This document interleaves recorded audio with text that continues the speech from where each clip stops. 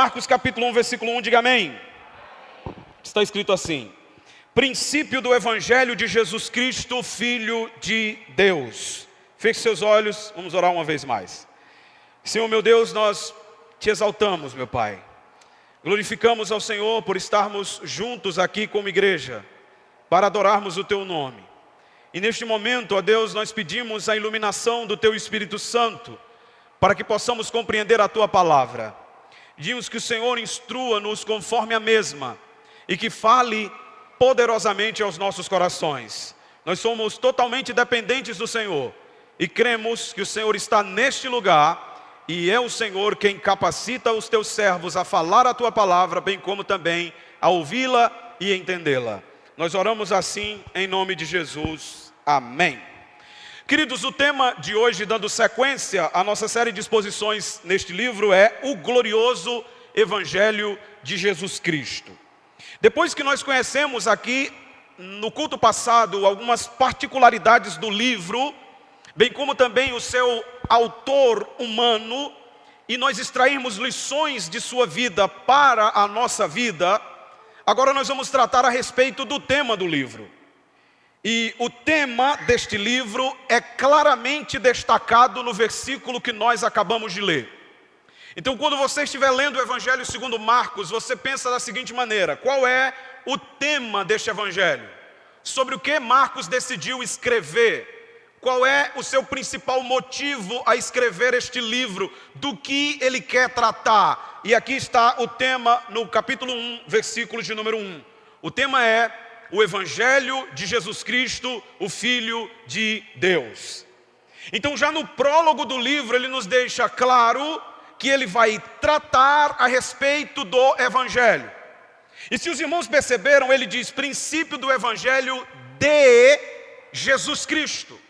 Por que ele disse que o Evangelho é de Jesus Cristo? E ele não disse que o Evangelho é dele ou de qualquer outra pessoa, mas ele disse claramente, princípio do Evangelho de Jesus Cristo.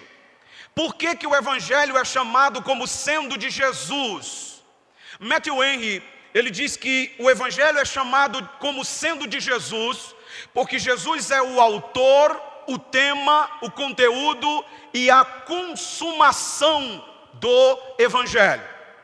Em outras palavras, o Evangelho não é apenas livros da Bíblia. O Evangelho é o próprio Jesus e Jesus é o próprio Evangelho. Então, quando nós falamos em pregar o Evangelho, nós estamos falando em pregar Jesus. Quando nós pregamos o Evangelho, nós não estamos apenas pregando um livro da Bíblia, mas nós estamos apresentando por meio da pregação uma pessoa, a pessoa de Cristo Jesus. Jesus é a origem e a causa do Evangelho. Se tirarmos o Evangelho, não temos Jesus.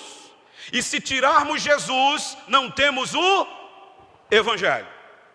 Então o Evangelho não é apenas um conceito, o Evangelho não é apenas uma ideia, o Evangelho não é apenas um conjunto de informações, o Evangelho é uma pessoa, o Filho de Deus, Jesus Cristo, o nosso Senhor, louvado seja Deus.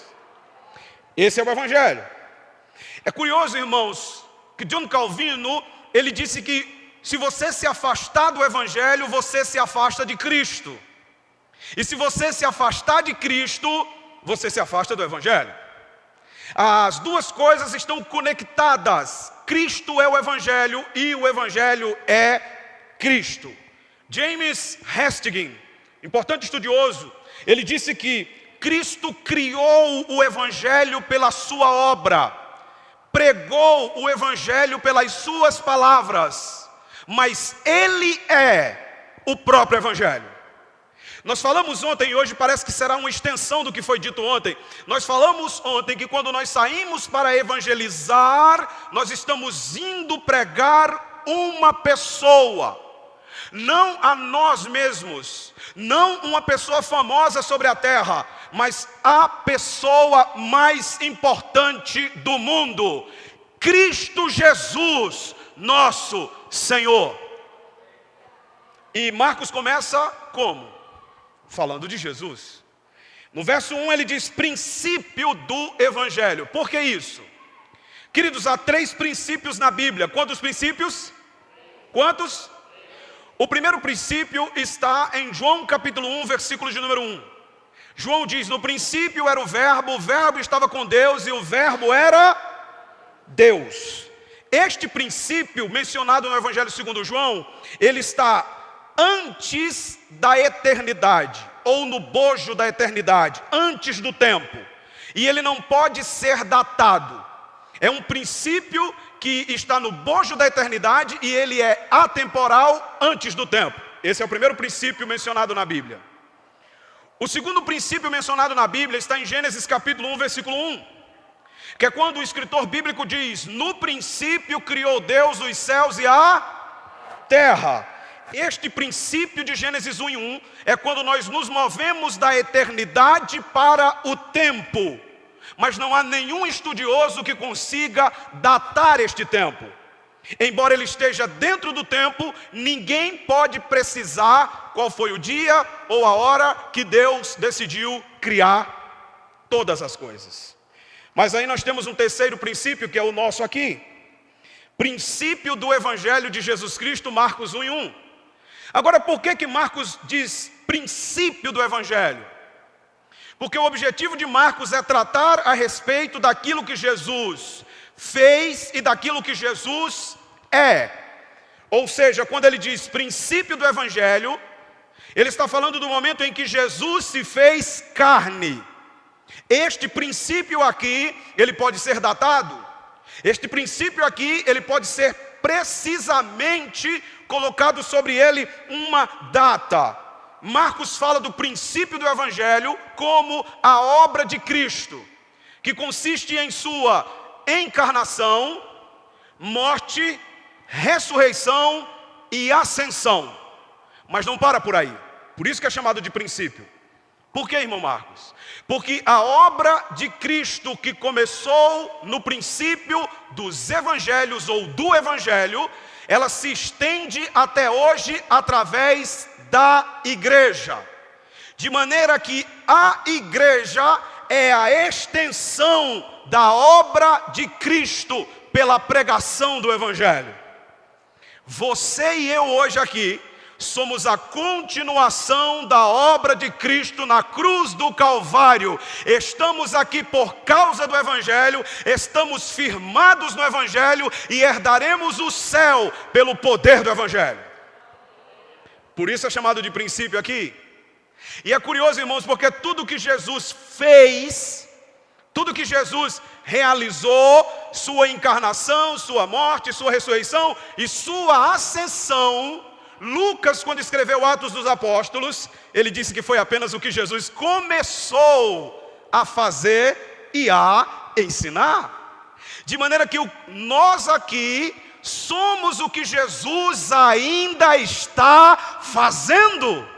Eu acho tão bonito isso, irmão. Porque nos evangelhos está relatado que Jesus começou a fazer e a ensinar. E nós? Nós somos a continuação do que Jesus está fazendo. Cada vez que um pecador crê em Cristo, se arrepende dos seus pecados e entrega a sua vida a Jesus, é a obra de Cristo sendo feito ainda hoje, porque Ele morreu, ressuscitou e está vivo e continua salvando até hoje. Aleluia. Por isso é chamado de princípio aqui. Mas deixa eu lhe dar uma divisão hoje. O sermão é dividido em 4 partes. A primeira parte, o que é o Evangelho. A segunda parte, o conteúdo do Evangelho. A terceira parte, a essência do Evangelho. E a última parte, o poder do Evangelho. Quem entendeu, diga amém. Então repita para mim. O que é o Evangelho, o conteúdo do Evangelho, a essência do Evangelho e o poder do Evangelho. Dá para repetir agora? 1, 2, 3.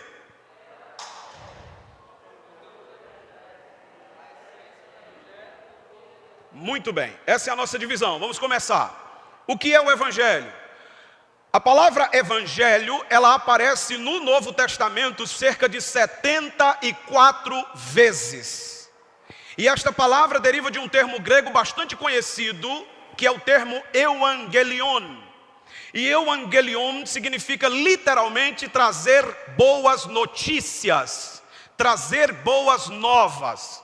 Então quando alguém vinha correndo e dizia assim: ei, eu tenho uma notícia para dar. Aí o imperador grego romano dizia: a notícia é boa ou é ruim? Aí ele dizia: a notícia é boa. Então se gritava euangelion. Por quê? Porque era uma boa notícia. Mas na literatura cristã, que é o nosso objetivo aqui, euangelion, boas novas, boas notícias, se referem à mensagem acerca da pessoa do Senhor Jesus Cristo. Sua vida, sua morte, sua ressurreição e sua glorificação e ascensão. Então quando nós estamos falando do Evangelho, nós estamos falando de Cristo, nós estamos falando de Jesus. O que é o Evangelho? O Evangelho é a mensagem de uma pessoa, o Senhor Jesus Cristo, o Filho de Deus. Olha comigo, por favor, deixa marcado Marcos aí. Evangelho segundo Lucas. Veja o que é o Evangelho nesse texto. Lucas capítulo 2, versículos 8 a 11. Lucas capítulo 2, versículos 8 a 11. Jesus nasceu e os anjos, eles vão trazer a notícia do nascimento de Jesus para os pastores que estão ali no campo, guardando o rebanho nas vigílias da noite. Olha o que diz Lucas capítulo 2, versículo 8 a seguir. Havia naquela mesma região pastores que viviam nos campos e guardavam o seu rebanho durante as vigílias da noite. E um anjo do Senhor desceu aonde eles estavam, e a glória do Senhor brilhou ao redor deles, e ficaram tomados de grande temor. O anjo, porém, lhes disse: não temais, eis aqui vos trago o quê? O quê, irmãos? Euangelion, boas novas, boas notícias, de grande alegria, que será para todo o povo. E que boa notícia é essa? Olha o versículo 11, olha o que é o Evangelho. É que hoje vos nasceu na cidade de Davi o Salvador, que é Cristo o Senhor. Isto é o Evangelho. Evangelho não é chave de carro, Evangelho não é teologia da prosperidade, Evangelho não é a promessa de que tudo vai dar certo para você. Evangelho é uma pessoa, o Filho de Deus, o Salvador do mundo, e Ele veio para morrer pelos nossos pecados. Isso é o Evangelho. Quem diz amém? Agora, irmãos, faz-se necessário entender que quando se fala de Evangelho, na Bíblia, o Evangelho ele possui vários títulos. Ele é conhecido como vários nomes. Não vamos ler todas as referências porque não dá tempo. Se você não conseguir notar, você assiste depois lá no meu canal do YouTube e nota. Amém? A palavra evangelho ou o evangelho, ele é conhecido de diversas maneiras na Bíblia. Por exemplo, Marcos capítulo 1, versículo de número 14, o evangelho é chamado de evangelho de Deus. Por que o Evangelho é chamado de Evangelho de Deus, irmão Marcos? Porque o Evangelho tem origem em Deus e revela Deus aos homens. Segundo lugar, em Atos capítulo 20, versículo 24, o Evangelho é chamado de Evangelho da graça. Por quê? Porque ele revela o favor imerecido de Deus aos homens. É no Evangelho que nós descobrimos que somos salvos pela graça, mediante a fé. Por isso é chamado de Evangelho da graça. 3. O Evangelho em Mateus 4, 23 é chamado de Evangelho do reino. Por quê? Porque ele revela as glórias do reino de Deus aos homens. Romanos 15, 19... o Evangelho é chamado de Evangelho de Cristo. Por quê? Porque ele revela a pessoa de Cristo aos homens. Efésios 6, 15, o Evangelho é chamado de Evangelho da paz. Por quê?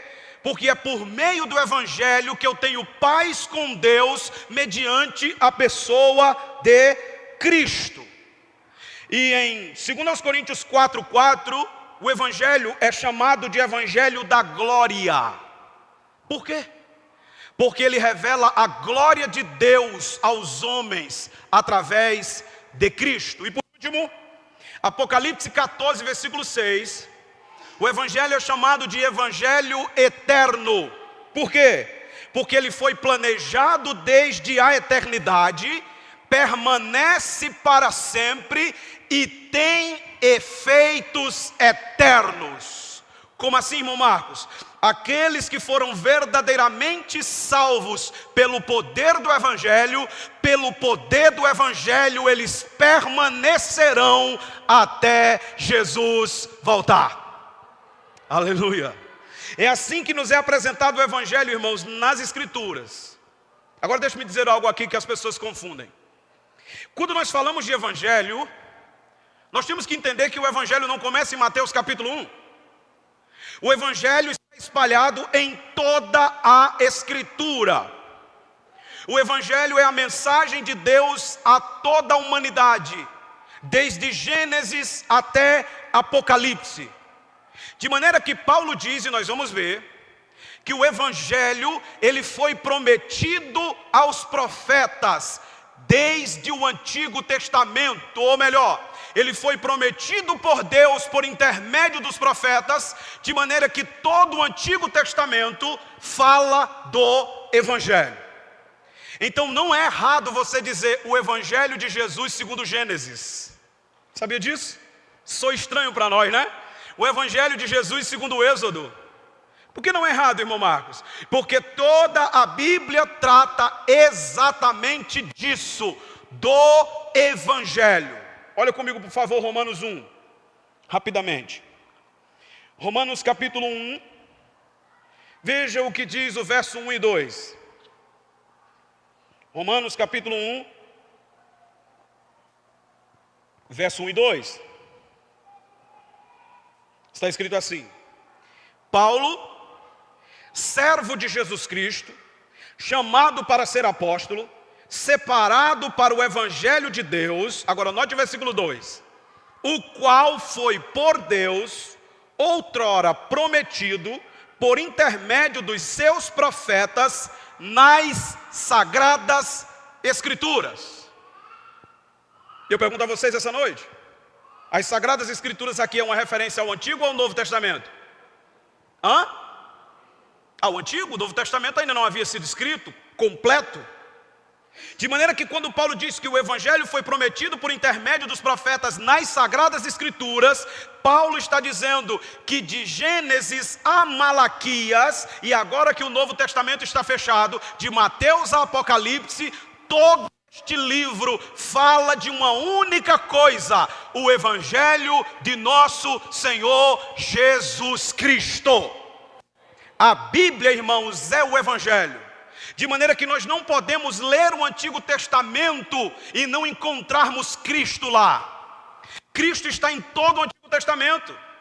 Cristo está em todas as páginas da Bíblia Sagrada.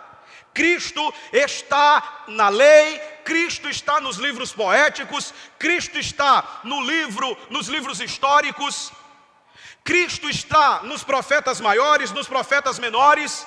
Cristo está em toda a Bíblia. Você quer ver uma coisa? Em Gênesis, ele é a semente da mulher. Em Êxodo, Cristo é o Cordeiro Pascual. Em Levítico, ele é o sacrifício expiatório. Em Números, ele é a rocha ferida. Em Deuteronômio, ele é o grande profeta.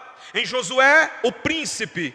Em Juízes, o libertador. Em Rute, o remidor. Em 1 e 2 Samuel, o descendente de Davi. Em 1 e 2 Reis, ele é o Rei dos Reis e Senhor dos Senhores. Em 1 e 2 Crônicas, ele é a nova aliança. Em Esdras, ele é o auxílio. Em Neemias, o ajudador. Em Esté, a ajuda que vem de outra parte. Em Jó, o redentor. Nos Salmos, o pastor. Em Provérbios, a sabedoria. Em Eclesiastes, o pregador. No Cântico dos Cânticos, o noivo. Em Isaías, o Deus forte. Em Jeremias, a justiça. Em Lamentação, o profeta lamentador, em Ezequiel, o homem vestido de linho fino, em Daniel, o quarto homem da fornalha, em Oséias, o marido ideal, em Joel, o que habita em Sião, em Amós, a vida, em Obadias, o Senhor que reina, em Jonas, o Salvador, em Miqueias, o nascido em Belém, em Naum, ele é aquele que leva as boas novas, em Abacuque, ele é o santo, em Sofonias, ele é o Deus presente, em Ageu, ele é o desejado das nações, em Zacarias, ele é o pastor ferido, e em Malaquias, ele é o sol da justiça. Cansei. Todo o Antigo Testamento. Novo Testamento. Em Mateus ele é o Emanuel, Deus conosco. Em Marcos ele é o servo sofredor de Jeová. Em Lucas ele é o homem perfeito. Em João ele é o verbo que se fez carne. Em Atos ele é o que batiza com o Espírito Santo. Em Romanos ele é a justiça de Deus revelada na lei. Em 1 e 2 aos Coríntios ele é o santificador da igreja. Em Gálatas ele é o resgatador da lei. Em Efésios ele é o cabeça da igreja. Em Filipenses ele é o supridor das nossas necessidades. Em Colossenses ele é a imagem do Deus invisível. 1 e 2 Tessalonicenses ele é aquele que vem arrebatar a igreja. Em 1 e 2 Timóteo ele é o mediador entre Deus e os homens. Em Tito ele é a graça de Deus revelada. Em Filemão ele é o perdão. Em Hebreus o autor e consumador da fé. Em Tiago o legislador da lei. 1 e 2 Pedro ele é o pastor e bispo da nossa alma. 1, 2 e 3 João ele é a palavra que foi tocada pelos homens. Em Judas ele é o Senhor que voltará. E em Apocalipse ele é o alfa, o ômega, o princípio, o fim, a resplandecente estrela da manhã, aquele que é, que era e que sempre será. Em toda a Escritura, Jesus é apresentado. Entenderam? Então, quando você falar de Evangelho, pensa nisso. Toda a Escritura, Antigo e Novo Testamento, apresenta o Evangelho. Veja comigo, irmãos, Gálatas, capítulo de número 3, versículo de número 8. Veja que interessante esse texto. Apenas para provar para os irmãos que o Evangelho é toda a Bíblia. Eu me lembro de uma vez que eu fui pregar numa igreja, eu disse assim: abra sua Bíblia no Evangelho segundo Ruth. E os irmãos pensavam que eu era um herege. Mas Ruth apresenta Cristo. Nós estamos estudando na quinta-feira Ruth aqui, e eu tenho mostrado Cristo para vocês através do livro de Ruth. Irmãos, o livro, a Bíblia, não é sobre os homens. O livro fala de homens, mas a Bíblia é um livro sobre Deus, sobre Cristo, sobre o Espírito Santo e sobre o reino de Deus. Olha o que está escrito em Gálatas 3:8. Eu amo esse texto, ó. Gálatas 3:8.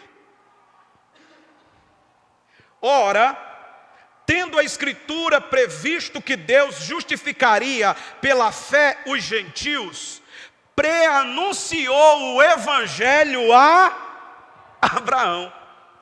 Onde é que está isso, irmão? Gênesis 12.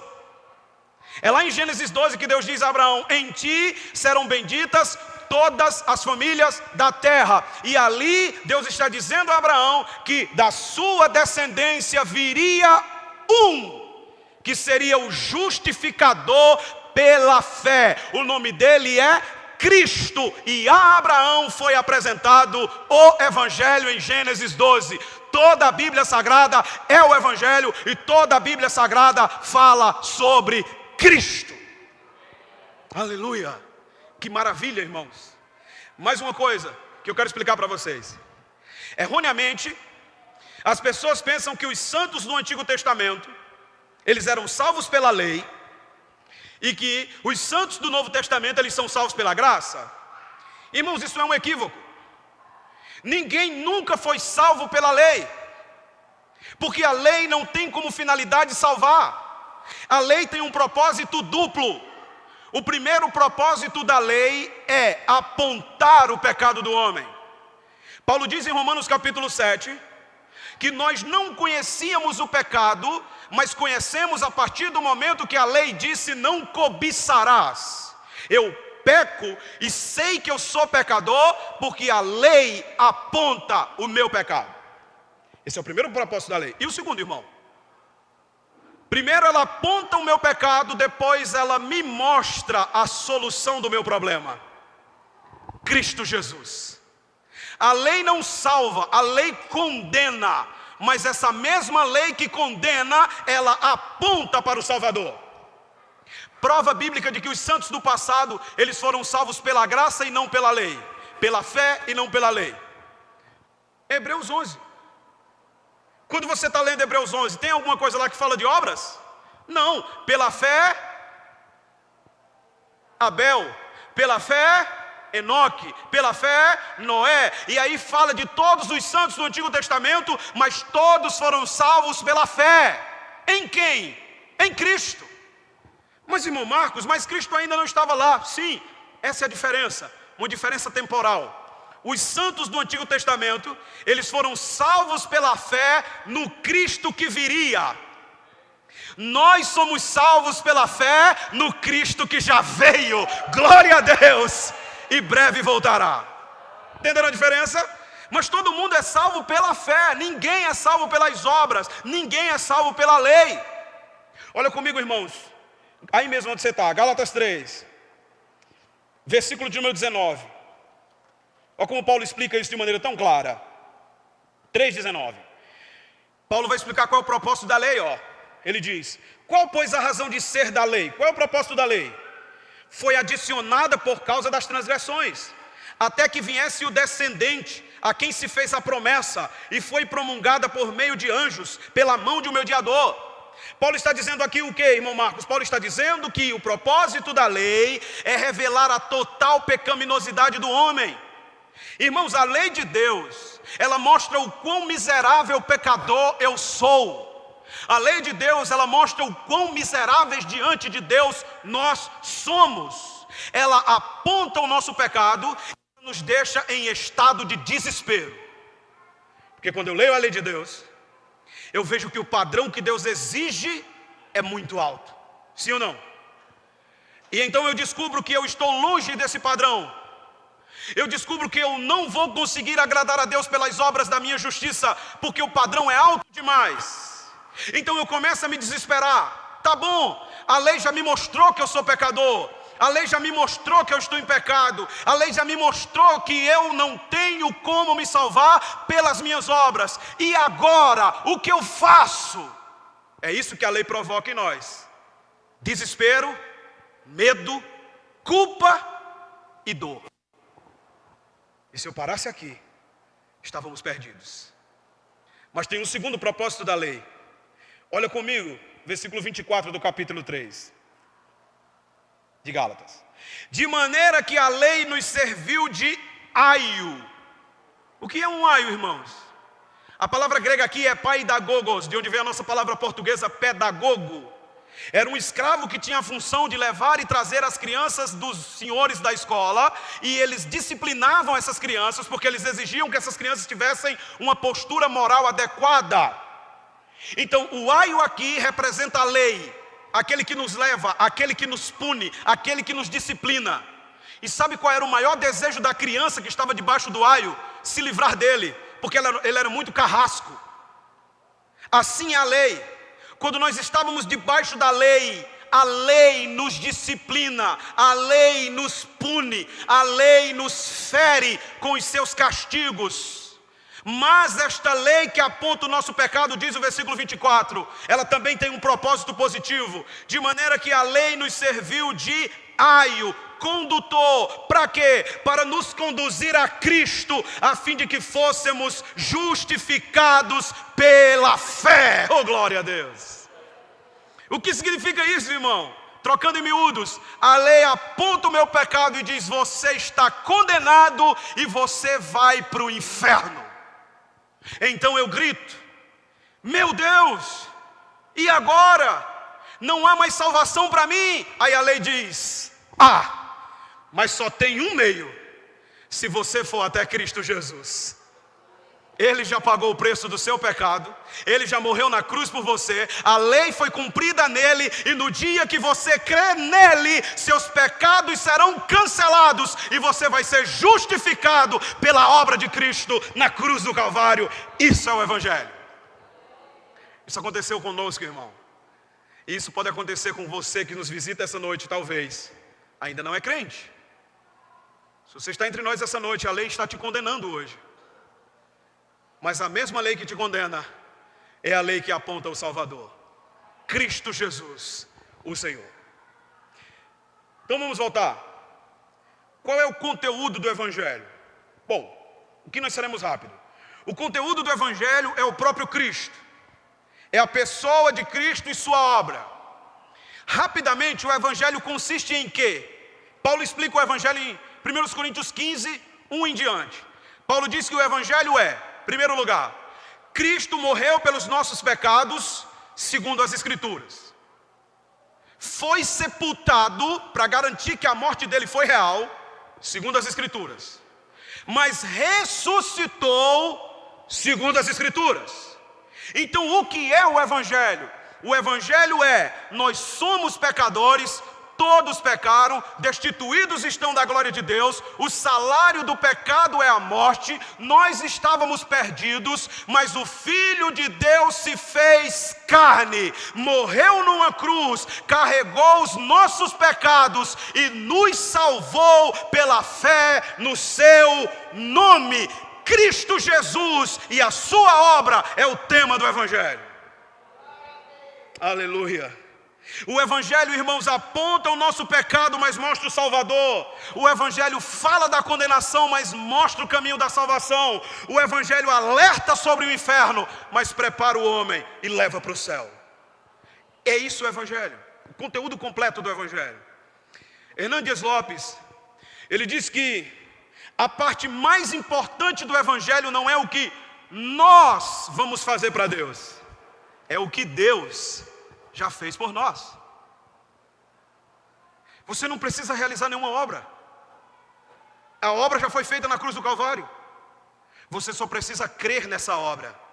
E ao crer nessa obra, você se apropria dos benefícios da morte sacrificial de Cristo na cruz do Calvário. E você é salvo. A única coisa que você tem que fazer é arrepender-se e crer no Evangelho. Terceiro lugar, a essência do Evangelho. O que significa a palavra essência? Essência, irmãos, é uma palavra na filosofia e na teologia que fala da natureza de algo, da substância de algo. Portanto, quando nós falamos da essência do Evangelho, nós estamos falando de algo que é justamente a natureza do Evangelho, que sem isso não existiria Evangelho. E qual é a essência do Evangelho? Qual é a natureza do Evangelho?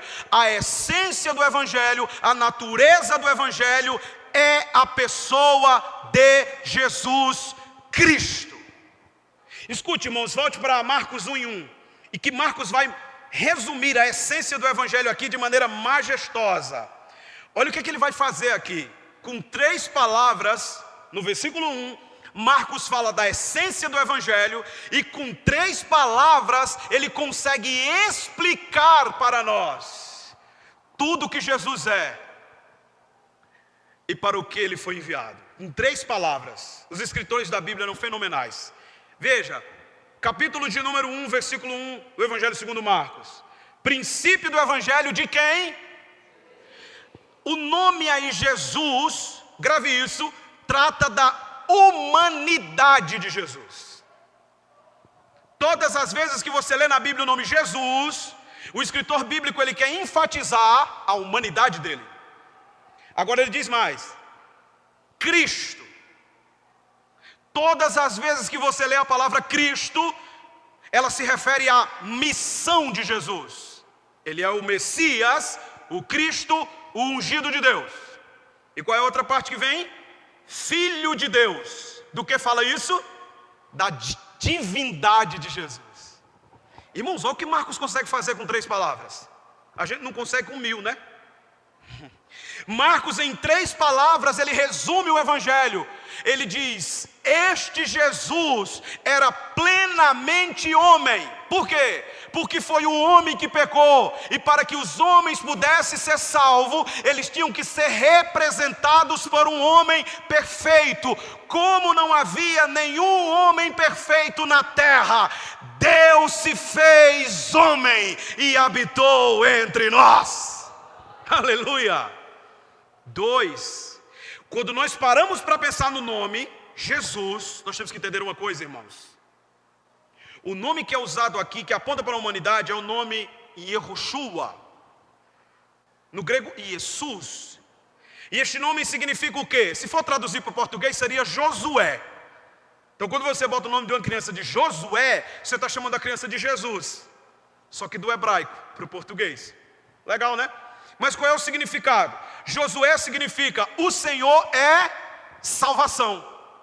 Então quando você fala o nome Jesus, o próprio nome de Jesus, está embutido nele a sua obra. Quem é Jesus? Ele é aquele que veio para trazer a salvação de Deus. Agora note isso aqui, irmãos. O nome é Jesus. E tudo está concentrado neste nome. Você sabe por quê? Número 1. Porque foi esse nome que foi dado por Deus através do anjo. Em Mateus capítulo 1, versículo 21, quando o anjo disse a José: e por-lhe-ás o nome de Jesus, e ele salvará o seu povo de seus pecados. Portanto, o nome Jesus tinha em si a ideia de que ele vinha com o propósito de morrer para salvar os homens e as mulheres de seus pecados. Mas não apenas isso. João 14, 13 e 14 diz: tudo que pedirdes ao Pai em meu nome, eu vos concederei, para que o Pai seja glorificado. Então o nome de Jesus salva, e é por intermédio do nome de Jesus que nós somos ouvidos. Agora note, a oração não é sobre o que eu quero. A oração é sobre a glória de Deus. Anderson falou aqui no início. Porque tudo que pedires ao Pai em meu nome, eu vos concederei, para que o nome do Pai seja glorificado. Nossas orações só serão ouvidas se o nome de Cristo for glorificado nelas. Esse é o poder do nome. Terceiro lugar, por que a importância do nome de Jesus? Porque em Marcos 16, 17 a 18, Jesus disse aos seus discípulos: em meu nome vocês receberão poder, expulsarão demônios, falarão novas línguas, imporão as mãos sobre os enfermos e toda enfermidade será curada. Pegarão em serpentes e escorpiões e nenhum dano será feito. O que significa?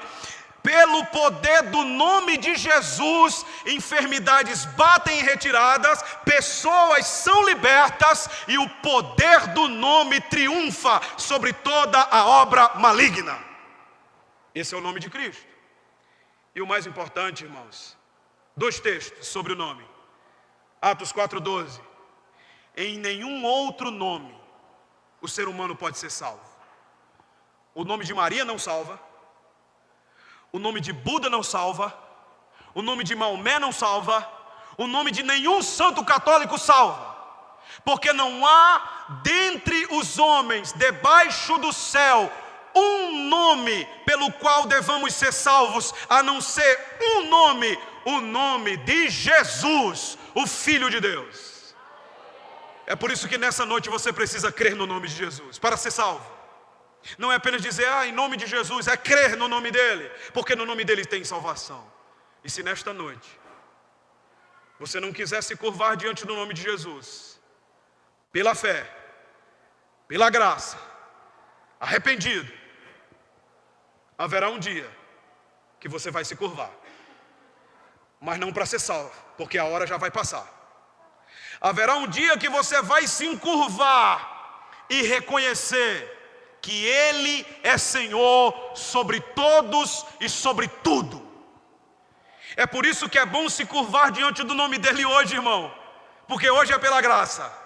Mas se você não se curvar hoje, Filipenses capítulo 2, versículo 9 a 11 diz: e foi-lhe dado um nome, que é sobre todo nome, para que diante do nome de Jesus se dobrem todos os joelhos que estão no céu, anjos, na terra, homens, e debaixo da terra, demônios. Todos se encurvarão diante dele, e todos reconhecerão que ele é o Senhor, para a glória de Deus Pai.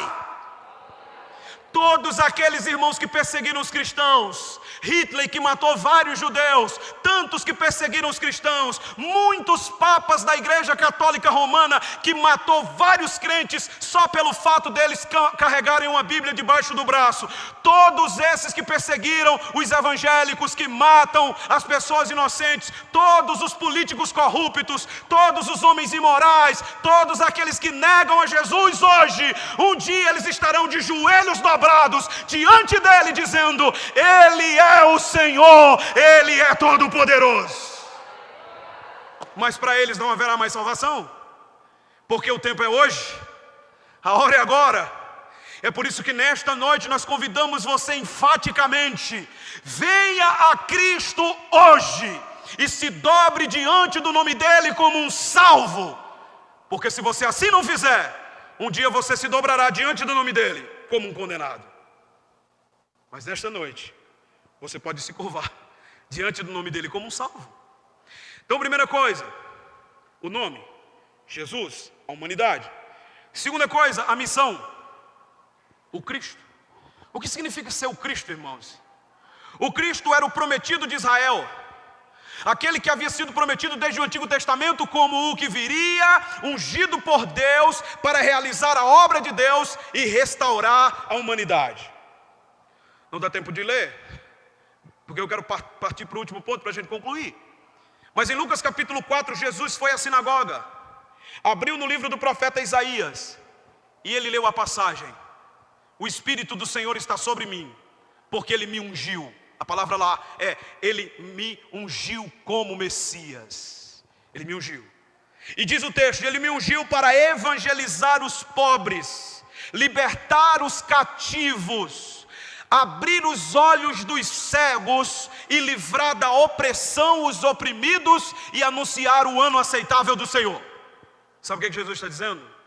Ele está dizendo que a missão dele, escute, em primeiro lugar, é trazer a boa notícia da salvação, que é o que nós estamos fazendo hoje. A segunda missão de Jesus é libertar os cativos do pecado. Talvez você chegou aqui essa noite achando que você é livre, e talvez você use a frase que o mundo aí fora diz: eu sou livre para fazer o que eu quero. Esta é a frase de um escravo, porque se você faz tudo o que você quer, você é escravo de você mesmo e dos seus desejos. Ninguém é livre, irmãos, a menos que encontre a liberdade em Cristo Jesus. Só Ele tem a liberdade. E conhecereis a verdade, Ele mesmo, e a verdade vos libertará. E Jesus diz no mesmo texto: todo aquele que comete pecado é escravo do pecado. Se pois o Filho vos libertar. Quem é o Filho? Quem é o Filho? Se pois o Filho vos libertar, verdadeiramente sereis livres. Alguém pode dizer assim, como já me disseram: eu não preciso de Jesus para deixar de fumar. Ok. Eu não preciso de Jesus para deixar de beber. Ok. Eu não preciso de Jesus para ser uma pessoa moralmente correta. Ok. Mas você precisa de Jesus para não ir para o inferno. Você precisa de Jesus para morar no céu. Você precisa de Jesus para ter razão de viver. Você precisa de Jesus para ser livre. Só Cristo pode libertar você dessa vida miserável que você tenta preencher com tanta coisa, irmão, e não preenche. Não preenche. Quanto mais você tenta se encher das coisas do mundo para ficar feliz, mais vazio você fica. Quanto mais você tenta matar a sua sede no seu pecado, mais sedento você fica. Mas Jesus disse à mulher samaritana: se alguém beber da água que eu lhe der, nunca mais terá sede. Nunca mais. Divindade de Jesus, o texto diz: o Filho de Deus. Nota, humanidade, Jesus, missão, Cristo, divindade, o Filho de Deus. Quando o texto fala, irmãos, que Ele é o Filho de Deus, ecoa as palavras de João 10:30, quando Jesus disse: eu e o Pai somos um, mesma natureza, mesma essência. Colossenses 1:15 diz que Jesus é a imagem do Deus invisível. E por que foi Deus que se fez homem? Por que Ele tinha que ser Deus também? Porque só Deus pode perdoar pecados. Então note, Jesus, Ele é 100% homem para representar a humanidade.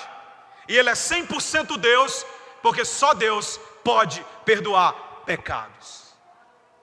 Irmãos, nós somos tão miseráveis pecadores, E Deus é tão amoroso que para nos livrar da condenação do inferno, seu Filho se fez homem para representar você na cruz, para que você e eu fôssemos salvos.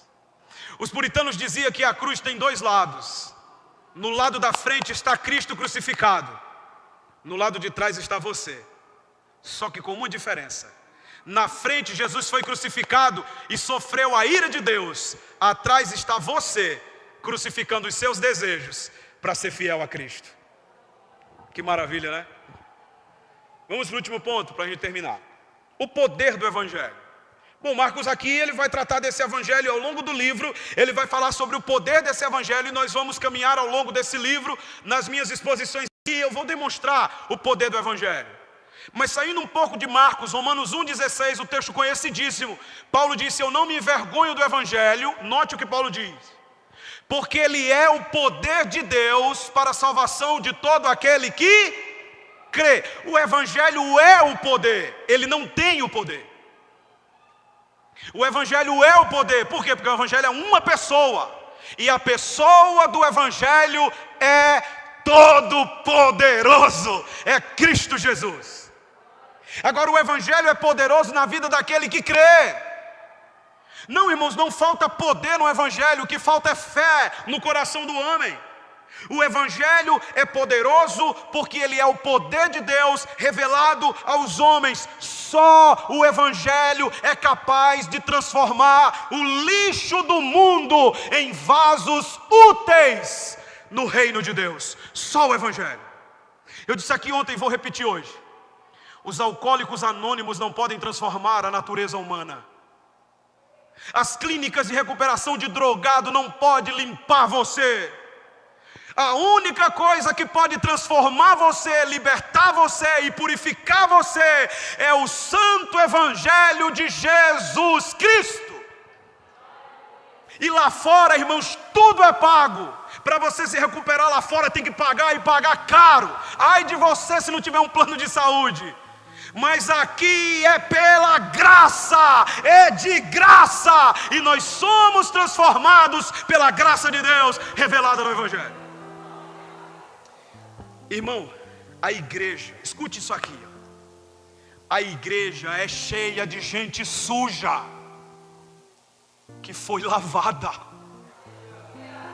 A igreja é cheia de gente ruim que foi transformada. Você acha que porque eu estou falando aqui para você hoje à noite eu sempre fui perfeitinho? Não. Eu era um ateu miserável, que não acreditava na existência de Deus, que não acreditava que Deus era poderoso para salvar o homem, que não acreditava em Bíblia, que não acreditava em nada. Mas o Evangelho me quebrou em 1000 pedaços e me juntou como uma nova criatura, templo do Espírito e casa de Deus. Só o Evangelho faz isso, irmão. Só o Evangelho transforma ateus em crentes. Só o Evangelho transforma prostitutas em mulheres de Deus. Só o Evangelho transforma drogados em pessoas lícitas, sãs, sóbrias na presença de Deus. Só o Evangelho liberta o homem dos cárceres do pecado. E esse Evangelho que está sendo pregado hoje, e ele está indo ao encontro de você essa noite. Note aí, veja como é a igreja, ó. É rápido. 1 Coríntios, capítulo 6. Isso aqui responde à pergunta de muita gente: depois que faz meio mundo de coisa errada, aí agora vai para a igreja e diz que é salvo. É desse jeito mesmo. Porque Jesus disse que não veio salvar os bons. Quem é bom não precisa de ser salvo.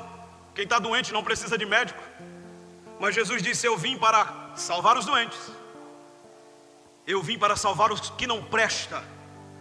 Eu vim para dar sentido de vida àqueles que não tinham razão de viver. Eu vim para os perdidos. E você também não presta, assim como eu também não prestava. Mas o Evangelho pode salvar você essa noite. E pelo poder do Evangelho, você pode estar nas fileiras daqueles que foram lavados pelo sangue de Jesus. Porque essa desculpa cola para o seu filho que te evangeliza. Essa desculpa cola para a sua filha que te evangeliza. Essa desculpa cola para qualquer pessoa que te evangeliza. Eu não vou para sua esposa, para o seu marido. Eu não vou não, que a igreja é cheia de gente que fez mesmo de coisa errada e acha que agora é salvo. Se você for dizer isso para Deus, Deus vai olhar para você naquele grande dia, do trono branco, e vai dizer: pois é, você também não prestava. E todos os domingos eu falei ao seu coração para você ser um desses que não prestavam, mas agora prestam. E você rejeitou. Olha como é a igreja. Olha do que a igreja é cheia. Só para você entender que aqui só tem gente que não prestava para nada. Amém? Ou tem alguém que diz assim: não, irmão, eu sempre fui assim, um semideus. Tem esse irmão aqui? Não, não tem, né? Se tiver, eu pedi para você se retirar agora mesmo. 1 Coríntios capítulo 6, versículo 9, ó. Ou não sabeis que os injustos não herdarão o reino de Deus? Não vos enganeis, nem os impuros, nem os idólatras, nem os adúlteros, nem os efeminados, nem os homossexuais, nem os ladrões, nem os avarentos, nem os bêbados, nem os maldizentes, nem roubadores herdarão o reino de Deus. Eita, meus irmãos, é um bocado de gente, né? Que fica fora. E o reino aqui, irmão, é o céu, viu? Um idiota foi aí na internet dizendo assim: olha, uma coisa é certa, você vai para o céu, mas você não reina. Isso é tudo mentira de Satanás, irmão. Céu e reino é a mesma coisa. Então, se não for para o céu, também não reina. Se não reinar, não vai para o céu. Quem diz amém? Quem disse isso foi um desigrejado, abestalhado e hipócrita. E ele está mentindo, enganando muita gente. Mas aqui, a igreja é esclarecida pela luz do Evangelho. Amém? Eu vou citar nome, porque eu não sou besta. Versículo 10. Nem ladrões, nem avarentos, nem bêbados, nem maldizentes, nenhum herdarão o reino de Deus. Aí a gente fica assim: é muito bem, é isso mesmo. Mas olha o versículo 11. Tais fostes alguns de vós. Vou repetir. Tais fostes alguns de vós. Sabe o que Paulo está dizendo? Toda essa raça ruim aqui está dentro da igreja agora. Isso aqui é maravilhoso, irmão. Por quê? Porque se houver arrependimento, tem lugar no reino do céu para quem foi impuro, para quem foi idólatra, para quem foi adúltero, para quem foi efeminado, para quem foi homossexual, para quem foi ladrão, para quem foi avarento, para quem foi bêbado, para quem foi maldizente, para quem foi roubadores. Se você se arrepender, tem lugar para você na fileira dos salvos. Talvez você olhe para o pecado do outro e diga assim: porque, deixa eu me pontuar aqui, tem pessoas que olham para o adúltero. Não, adultério não, Deus me livre. Aí faz parte dos 7 pecados capital. Está na mesma lista aqui, irmão, ó. Impuro. Um impuro pode ser qualquer pessoa que pensa em pureza. Quem de nós aqui nunca pensou em pureza na vida? Todos nós já pensamos. Então nós estamos na lista também. Idólatra, não, eu nunca me ajoelhei diante de um santo. É? Mas e no dia que teu carro arranhou, que tu quase morre? Tu estava idolatrando o teu bem. E quando você coloca coisas em primeiro lugar na sua vida do que Deus, você está idolatrando. Nós estamos na lista, irmãos. Aqui eu quero que você entenda que não tem ninguém que é mais pecador aqui não. Essa lista aqui diz que todos estão em pecado. Mas o texto diz: foi assim que alguns de vós foram. Pessoas ruins, pessoas sujas, pessoas distanciadas de Deus. Mas olha o que vem depois. Mas vós fostes lavados. Éramos sujos, mas o sangue de Jesus nos lavou. Aí o texto diz: mas fostes santificados. Éramos impuros, estávamos distantes de Deus, mas agora fomos separados e consagrados para Deus. Aí o texto diz: mas fostes justificados. Estávamos condenados, mas agora estamos justos diante de Deus. Por meio de quem? Em nome do Senhor Jesus Cristo e no Espírito do vosso Deus. Agora eu vou ler o texto porque eu expliquei. Agora eu vou ler todo, enquanto você vê como fica bonito. Versículo 9.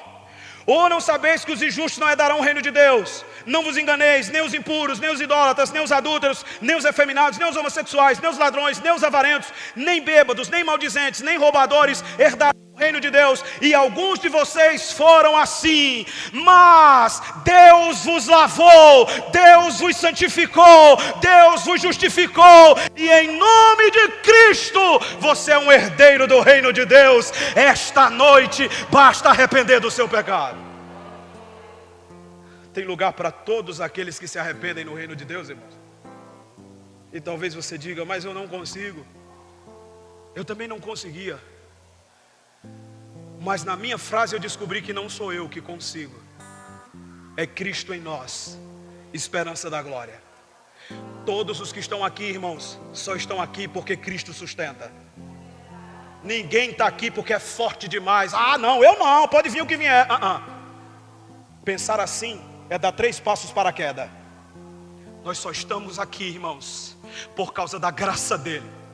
Nós só estamos aqui por causa do poder do Evangelho. Nós só estamos aqui porque Ele nos sustenta. Nós só estamos aqui de pé esta noite porque a rocha que está debaixo dos nossos pés é Cristo, é sólido, e nele nós vamos perseverar. Eu queria que o grupo de louvor viesse para cá. E eu vou terminar com um texto. Último texto da noite. Atos capítulo 26. Olha o poder do Evangelho aqui, irmãos. Aleluia. Eu quero que você pense nessa mensagem hoje. Ah, como eu queria ver você entre nós aqui hoje sendo um lavado, justificado, santificado. E melhor, como eu queria olhar para você no céu e ver você adorando a Deus com os santos anjos. Olha o que Paulo diz, Atos 26, versículo 16. Jesus dá uma ordem a Paulo, mas levanta-te, firma sobre os teus pés, porque para isto te apareci, para te constituir ministro e testemunha, tanto das coisas que me vistes, como daquelas pelas quais te aparecerei ainda, livrando o povo e dos gentios para os quais eu te envio. Olha o que o Evangelho faz, verso 18. Para abrir os olhos dos cegos. Só o Evangelho abre os olhos espirituais do homem, para que ele enxergue a glória de Cristo. Para converter das trevas para a luz. Só o Evangelho pode tirar você das trevas do pecado e te levar para a luz de Cristo. Da potestade de Satanás para Deus. Só o Evangelho pode livrar você das garras de Satanás, para que eles recebam a remissão dos pecados. Só o Evangelho pode afastar o seu pecado de você. E por fim, e herança entre os que são santificados pela fé em mim. Só o Evangelho faz de você, como fez de mim e como fez dos irmãos, pecadores miseráveis, em herdeiros das riquezas de Deus em Cristo Jesus. Fiquemos em pé.